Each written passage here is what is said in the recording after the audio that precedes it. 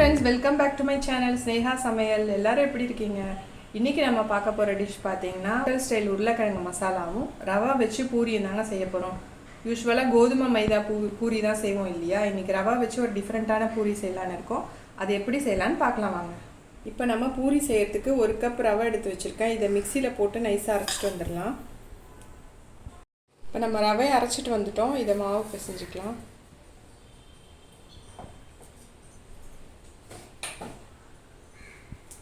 தேவையான அளவு உப்பு. இது ரொம்ப நைஸாலாம் அரைக்க முடியாது, கொஞ்சம் கரகரப்பாக தான் இருக்கும், பரவாயில்ல. கொஞ்சம் கொஞ்சமாக தண்ணி சேர்த்து நல்லா கோதுமை மாவு பிசைகிற மாதிரி பிசைஞ்சுக்கோங்க.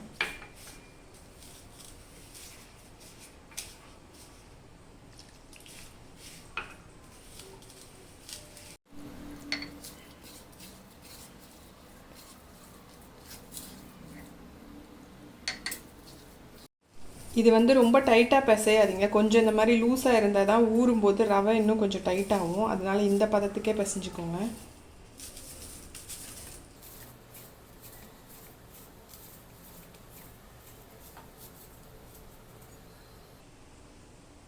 கொஞ்சமாக எண்ணெய் போட்டு ஒரு 1 ஹவர் ஊற வச்சிடலாம்.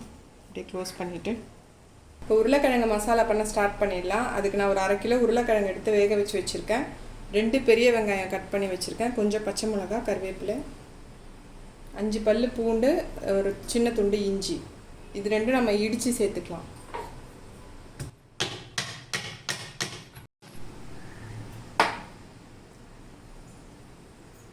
உருளைக்கிழங்கை நல்லா ஸ்மாஷ் பண்ணிக்கோங்க. ரொம்ப ஸ்மாஷ் பண்ண வேணாம், ஒன்றும் பாதியமாக எடுத்துக்கலாம்.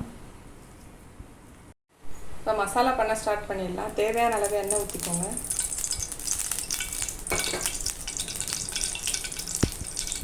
கடுகு, 1 ஸ்பூன் கடலைப்பருப்பு, 1 ஸ்பூன் உளுந்தம்பருப்பு, காஞ்ச மிளகாய் சேர்த்துக்கலாம்.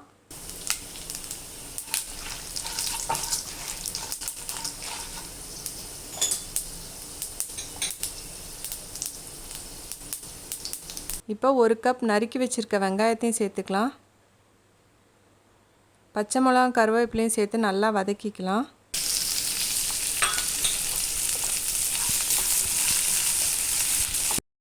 வெங்காயம் நல்லா வதங்கணும்னு இல்லைங்க, ஒன்றும் பாதியாக வதங்கினா போதும். இப்போ நம்ம இடித்து வச்சுருக்க இஞ்சி பூண்டையும் சேர்த்துக்கலாம்.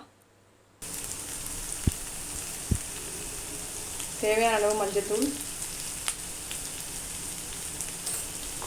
சேர்த்து நல்லா வதக்கிக்கோங்க. ஹோட்டல் ஸ்டைல் பூரி மசாலானா கண்டிப்பாக அவங்க கடலை மாவு சேர்ப்பாங்க. இது கரைச்சி போட வேணாம், இதிலே போட்டிங்கன்னா போட்டு வதக்கும் போது பச்சை வாசனைலாம் போயிடும். ஸோ இது கடலை மாவு இதில் சேர்த்துட்டு நல்லா இப்படி வதக்கிக்கலாம். அப்படியே கரைச்சி ஊற்றினோன்னா கடலை மாவோட பச்சை வாசனை கொஞ்சம் வரும். இப்படி வதக்கும் போது அது வராது. இப்போ நம்ம எடுத்து வச்சிருக்க உருளைக்கிழங்கையும் சேர்த்துடலாம்.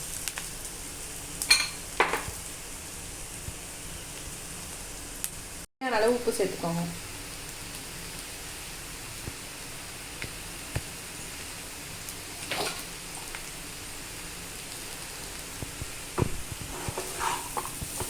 சேர்த்துட்டு நல்லா கிளறி விட்டுடலாம்.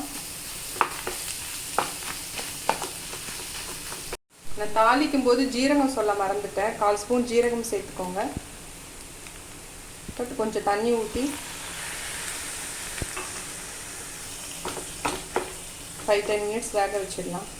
பச்சை மிளகா மட்டும்தான் இதில் காரம். ஸோ உங்களுக்கு காரத்துக்கு தகுந்த மாதிரி பச்சை மிளகா சேர்த்துக்கோங்க.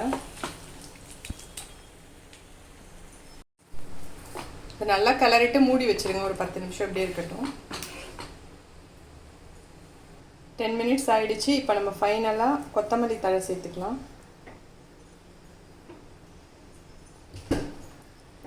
பாருங்கள், நம்மளுடைய சூப்பரான ஹோட்டல் ஸ்டைல் உருளைக்கிழங்கு மசாலா ரெடி ஆயிடுச்சு. இது கொஞ்சம் லூஸாக தான் இருக்கணும். இப்படி இந்த மாதிரி ஸ்டேஜில் தான் இறக்கணும். அப்புறம் ஆற கொஞ்சம் டைட் ஆகிடும். ஸோ இந்த மாதிரி இருக்க கன்சிஸ்டன்சியில் இறக்கிடுங்க. 1 ஹவர் ஆயிடுச்சு.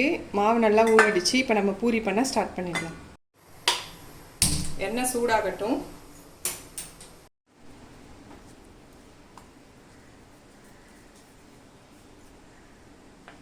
கோதுமை மாவு இல்லை மைதா மாவில் தொட்டுக்கோங்க.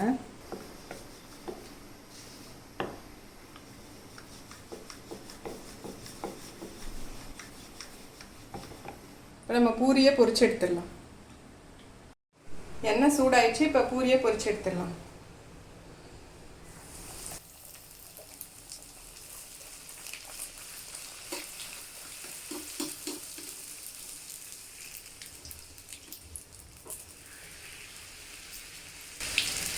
பாருங்க, இவ்வளோ சூப்பராக வந்திருக்கு பூரி.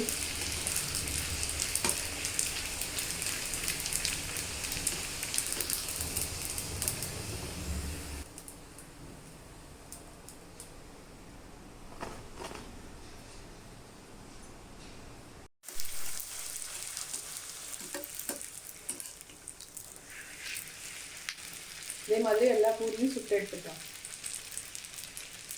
இப்போ பாருங்கள், நம்மளுடைய சூப்பரான ரவா பூரி ரெடி ஆகிடுச்சு. இப்போ சம்டைம்ஸ் கோதுமை மாவு இல்லைன்னா கூட இந்த மாதிரி பூரி செஞ்சு சாப்பிட்லாம். ரொம்ப டேஸ்டியாக இருக்கும். எவ்வளோ கிறிஸ்பியாக டேஸ்டியாக இருக்கும் அந்த பூரி. நீங்களும் உங்கள் வீட்டில் ட்ரை பண்ணி பார்ப்பீங்கன்னு நினைக்கிறேன். இந்த டிஷ் பிடிச்சிருந்தா மறக்காமல் ஸ்னேகா சமையல் சப்ஸ்கிரைப் பண்ணுங்கள், லைக் பண்ணுங்கள், கமெண்ட் பண்ணுங்கள். பக்கத்தில் இருக்க பெல் ஐக்கான் ப்ரெஸ் பண்ணி ஆல் ஆப்ஷன் கொடுத்துட்டிங்கன்னா என்னோட நோட்டிஃபிகேஷன் உங்களுக்கு ரெகுலராக வரும். உற்சாகமாக சமைங்க, சந்தோஷமாக சாப்பிடுங்க. தேங்க்யூ ஃபார் வாட்சிங்.